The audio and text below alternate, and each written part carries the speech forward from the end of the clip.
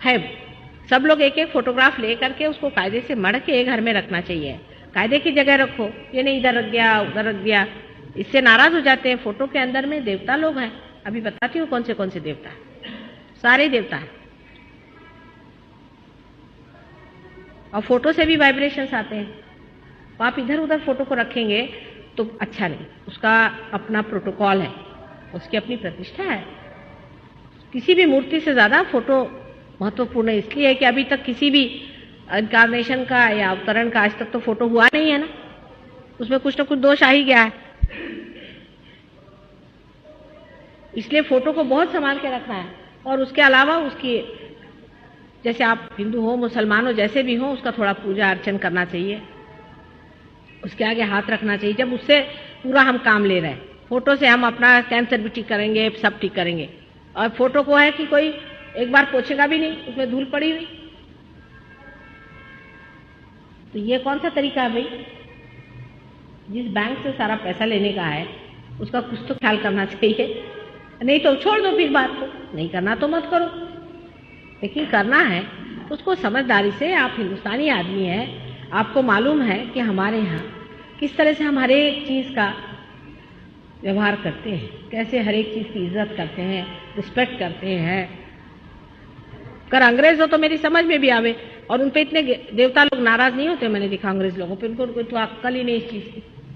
मेरी तरफ पैर भी ऐसा करके बैठे थे तो भी नहीं नाराज होते हैं, मैंने देखा है। देवता लोग खुद सोचते हैं, पर हिंदुस्तानी बैठ जाए तो फटाक से आता है पैर पे। तो इसलिए समझ के फोटो को रख लिया। फोटो के आगे दोनों हाथ रखने से वाइब्रेशन आने लगती है। और ये जो हमारे अंदर जितनी भी बाधाएं हैं, जितनी भी तकलीफें हैं जिसके कारण हमारे वाइब्रेशंस रुकते हैं, ये पंच महातत्व से आते हैं, पंच तत्वों में से आते हैं। पंच तत्व माने आप तो जानते हैं ना, पृथ्वी तत्व है, तेज है, आप है आदि। अच्छा, अभी जो कुछ में आप में बाधा है वो उसी तत्व में विलीन हो जाता है। तो आप अगर पानी का तत्व लें तो बहुत ही महत्वपूर्ण है। पानी का तत्व में थोड़ा नमक डाल दिया, तो जैसे आपने समुद्र को ही अपना लिया। समुद्र जो है गुरु स्वरूप होता है, और उसको नमस्कार करके और उसमें दोनों पैर डाल के और दोनों हाथ ऐसे करने से आपको आश्चर्य होगा, वो सारा का सारा खींच लेगा। फोटो के सामने एक दीप जलाइए, दीप से आपका प्रकाश है, माने तेज तत्व है। तेज तत्व जो है उसको खींच लेता है। अग्नि से भी होता है, हर एक चीज से होता है। इसके अनेक उपाय हम लोगों ने सहयोग में पता निकाले हैं कि किस तरह से इसको, जो कुछ भी हमारे में जड़ता आ गई है, जो इम्बैलेंसेस आ गए हैं, जो संतुलन आ गया है हमारे पंच तत्वों में, उसको किस तरह संतुलन में लाना। जैसे संतुलन आ जाता है वैसे ही हमारी सब बीमारियां दूर हो जाती हैं। बहुत सीधा हिसाब है। आपके यहाँ फोटोग्राफ है, उसको आप रखिए, दोनों हाथ उसके ओर करें। जब तक उसमें से आपको ठंडी हवा नहीं आती कोई संतोष नहीं है। आप जब आपके अंदर ठंडी हवा आने लग जाए धीरे धीरे, तब सोचना चाहिए कि हाँ भाई अभी मैं ठीक, ऐसा पड़ताला लेना चाहिए।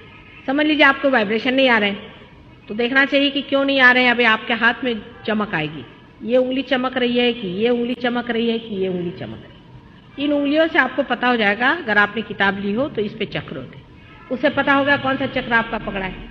उस देवता का आपको नाम लेना पड़ेगा, और वाइब्रेशंस जो है फिर से लेने से, उसका नाम लेने से आपको आश्चर्य होगा कि वो खुल गया, वो उंगली खुल गई, वो और सारे वाइब्रेशंस आना शुरू हो। इस तरह से इसकी पूरी स्टडी होनी चाहिए, इसको समझ लेना चाहिए पार होने के बाद। लेकिन अगर आप प्रोग्राम ही में नहीं आएंगे तो कैसे होगा? दो चीज, एक तो आप हमेशा एक दिन रखिए, पार्टी में जाने को टाइम है, दोस्तों के यहाँ जाने को टाइम है, घूमने को टाइम है, सिनेमा को टाइम है, सब चीज को टाइम है, अपने लिए एक दिन भी नहीं। फिर माता जी के लिए भी तो सरदर्द होता है, जब आती वहां से लौट के तो देखते अरे बाप रे ये बम्बई वाले तो भगवान बचा। पर अभी मैं जाऊंगी राहुरी में, देखो विलेज में सब लोग सवेरे 4 बजे उठ करके रोज नियमित ध्यान करते हैं, और वो लोग रोज शाम को सहयोग सेंटर में मिलते हैं। बोलते हैं कि अभी अपन शराब के कुत्ते में तो जाने का नहीं, क्या मजा आता है आपस में। असली दोस्ती तो ये सहयोगियों की होती है, और किसकी दोस्ती होगी? असली दोस्ती होती, जान तो जान लोग दे देते हैं, बड़ा मजा आता है आपस में। जब सभी लोग पार हो गए तो फिर वो बात ही और चलती है, फिर किसी का अच्छा नहीं लगता, लगता है ये क्या छोटे बच्चों जैसे मूर्खों जैसे बातें करते हैं।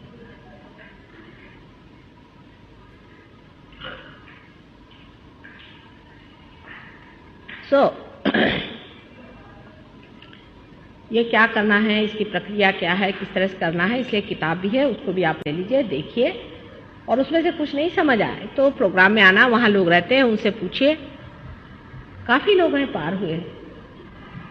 आपकी कुछ प्रगति हो जाएगी जब आप कुछ स्थिर हो जाएंगे, तब आपको और भी चीज़ों में एक्सपोज किया जाएगा,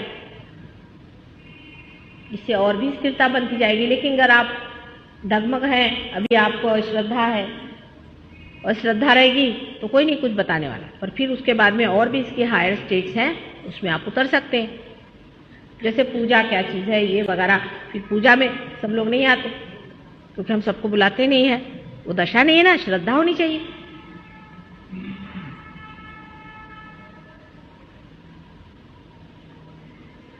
श्रद्धा के बगैर कुछ नहीं होने वाला। अभी जब तक पार नहीं हुआ है तब तक भगवान माफ कर देता है। पार होने के बाद भी हाथ से वाइब्रेशन आए तो भी, 4 आदमी आपके हाथ से पार हुए तो भी, और आपकी बीमारी ठीक हो गई तो भी आपको श्रद्धा ही नहीं। हाँ, तो फिर भगवान क्या कहता है? ऐसे अश्रद्धा लोगों को भगवान क्या देगा? आपको परमात्मा को कुछ नहीं देने का, पैसा ऐसा तो आप दे नहीं सकते ना, कुछ नहीं दे सकते, सिर्फ श्रद्धा तो देना चाहिए।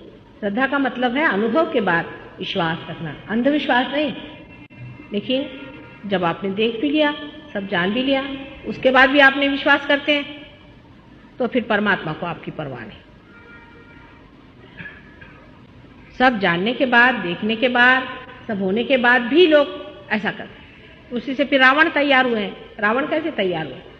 रावण तो पार हो गया था, ब्राह्मण था, और पार होने के बाद भी उसने फिर अश्रद्धा करी, अश्रद्धा करके गलत काम शुरू कर दिए, फिर उसका देखिए क्या हाल हो गया। अभी श्रद्धा का मतलब भी क्या होता है? बहुत से लोग कहते हैं कि माँ हमसे सब होता है, हम सरेंडर नहीं कर सकते। अरे क्या नहीं सरेंडर कर सकते? तुम्हारा क्या हम ले रहे हैं? क्या है आपके पास देने के लिए जो हम ले रहे हैं, जो सरेंडर नहीं कर रहे हो? बताओ तो सही। तुम्हारा अहंकार ही तो है ना। थोड़ी कह रहे कि तुम्हारा विजडम सरेंडर करो, हम तो तुमको विजडम दे रहे हैं। अगर अहंकार नहीं सरेंडर करोगे तो तुम्हारे अंदर विजडम नहीं आएगा, बेवकूफ बन जाओगे। तुम्हारे अंदर विजडम नहीं आएगा, बेवकूफ बन जाओगे, स्टूपिड।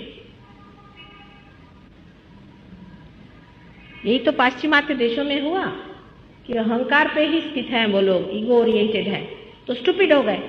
अपने यहाँ दिखाया था नारद जी का, बड़ा अच्छा वर्णन किया है वाल्मीकि जी ने। एक बार वो बहुत अहंकार करके गए थे तो मायापुरी में जाकर उनका सारा अहंकार टूट गया, लेकिन वो बड़े बेवकूफ बन गए थे।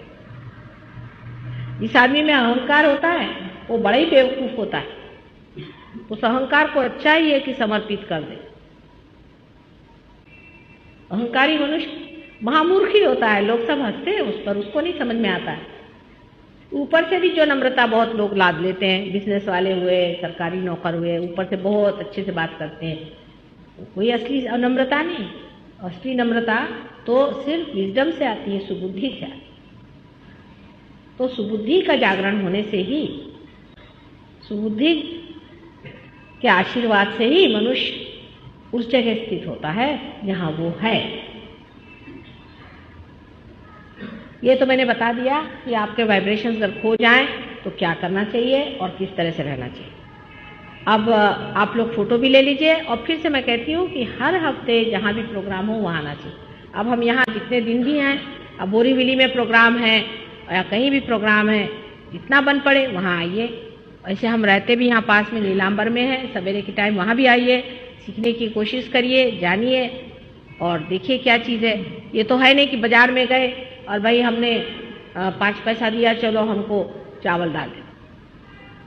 ये नहीं है, दुकानदारी नहीं है। हम सब लोग दुकानदारी के उससे आते हैं, एटीट्यूड से कि हम तो दुकान में आ गए, हमको क्यों नहीं हो रहा? नहीं हो रहा तो नहीं हो रहा, मैं क्या करूं? इसका एटीट्यूड उल्टा है, अब समझे ना? इसका एटीट्यूड उल्टा है, नहीं हो रहा, क्या बात है पता नहीं, ऐसा कहना चाहिए। आपका कोई दोष है इसलिए नहीं हो रहा है, आपका अधिकार होना चाहिए घटित होने के लिए, और आपका अधिकार नहीं है तो क्या बात से नहीं है वो देखना चाहिए कि क्या बात है माँ, कौन सी कमी रहेगी मेरे अंदर। उल्टी बात है, मेरा नहीं हो रहा, मेरा नहीं हो रहा, तुम्हारा नहीं हो रहा है तो क्या किया जाए? आपका अधिकार होगा तो रोना ही होगा। अरे ऐसा ही है जैसे कि तुम बैंक में जाते हो, तुम्हारा अगर वहां कुछ पैसा जमा नहीं होगा तो कहते मेरा चेक ही कैश नहीं हो रहा, पैसा ही जमा नहीं तो मैं क्या करूं। हम तो बैंक में बैठ